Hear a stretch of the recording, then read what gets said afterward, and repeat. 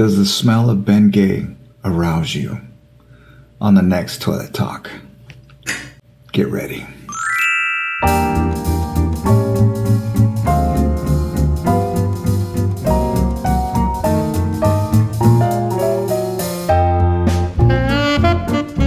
Hey everybody, what's going on? It's your boy. I told you I'm back. Going to be doing more videos, getting a lot more exposure out there, and also the show will be broadcast on the podcast.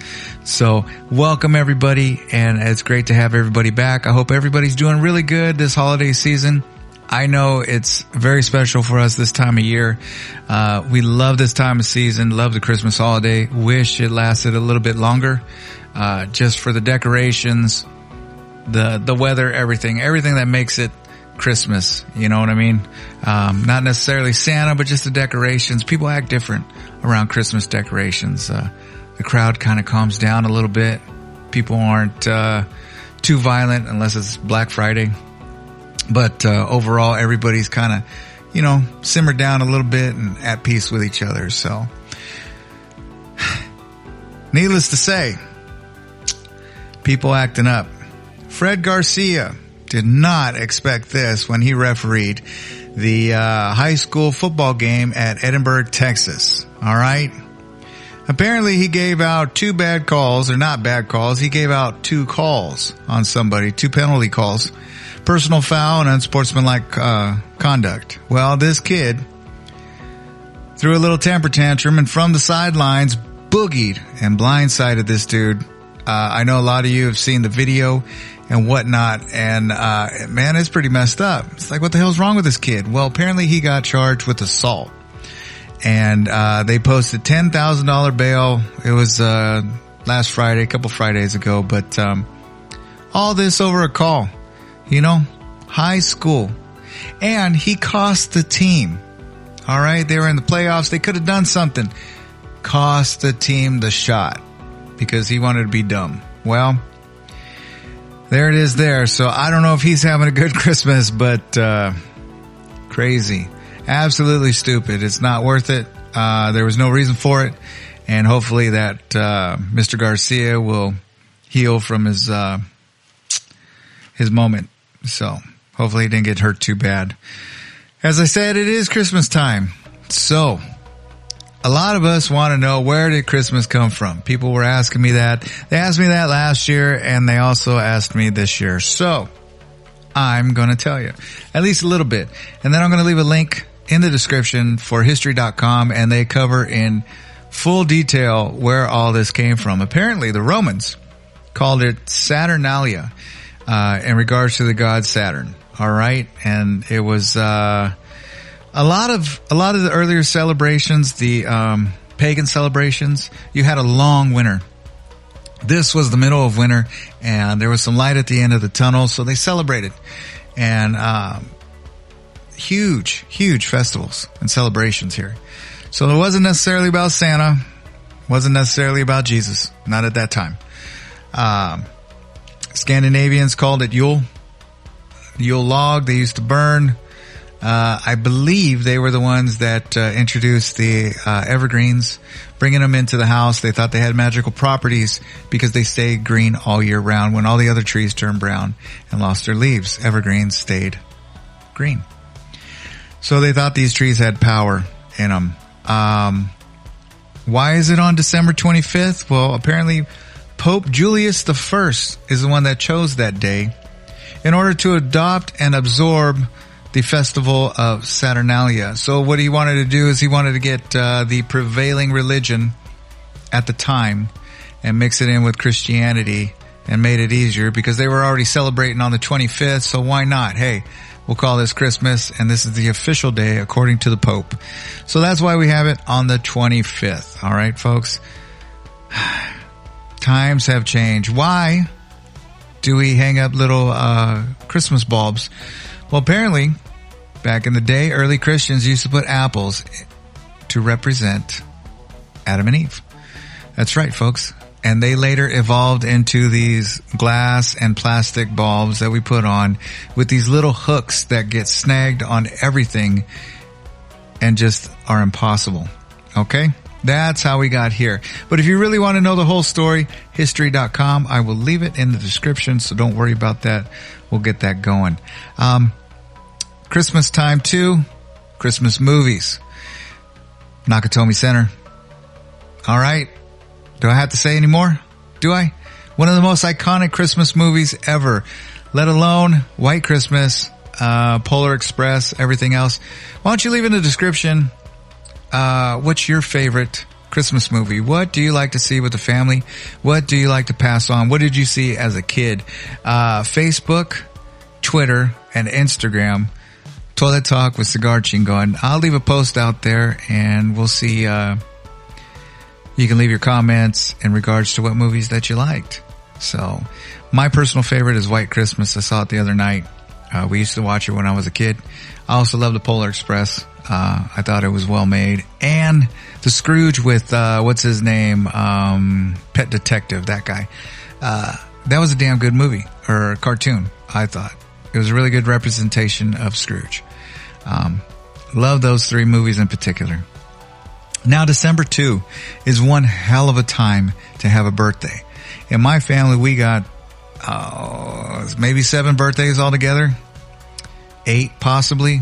And then it bleeds into January as well.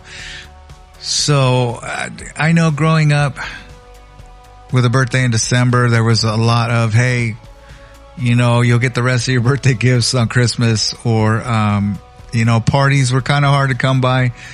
Everybody was taking time, saving their time off for Christmas, and, you know, a kid's birthday party was, you know, kind of iffy. So a lot of family showed up, but, not the best time of year to have a birthday party. And, you know, I don't know. I love it. At the same time, you get gifts twice. It's pretty neat. So as a kid, I know I loved it. As an adult, I love it too, but, it's more so for the little ones, the birthdays and things like that. So, what we try to do is anybody who has a birthday in the month of December, we make a conscious effort to make a big deal out of it to separate it from Christmas. So, if you have a birthday in December, let me know what you think. cigarchingon@gmail.com or on any social media avenue. Yeah, some years it sucks. I'll tell you that right now. But I wanted to ask, what makes a Christmas tree magical?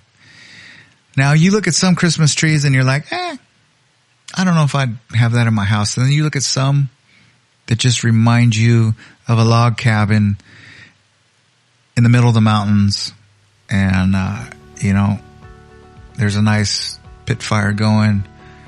Everything is nice. It's even better than a Hallmark movie. Okay. What makes a Christmas tree nice? I know I love those white LED lights on a Christmas tree, and the silver bulbs, and maybe a little bit of that, spray snow, something like that. But the quality of the ornaments too, I think it makes it look really good. I know, being here in the South, country Christmas trees are really, really nice. There's something just comforting about them. They're like mom hugs on a Christmas tree. You know, I don't know how else to explain them. They're just warm hugs that you get to look at, get to enjoy. One thing I like doing too is going around and seeing a lot of the Christmas decorations.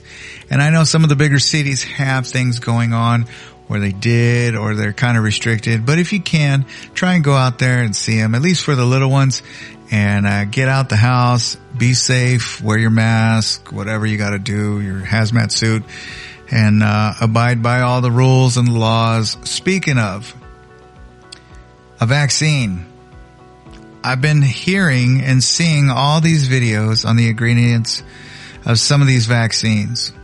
Now, I've yet to do an in-depth look into these things, so I don't really want to get into too much detail. But apparently the big news right now, the unofficial news, is some of these ingredients may be, I don't know, DNA. It may mess with your DNA. Unconfirmed reports. I don't know. These people are looking up the actual ingredients and then the definition of these ingredients. I'm not a doctor. I don't know what to say. I know personally, I'm not really digging this vaccine I know COVID is real, and I've said this many, many times before, but I personally am not digging this vaccine.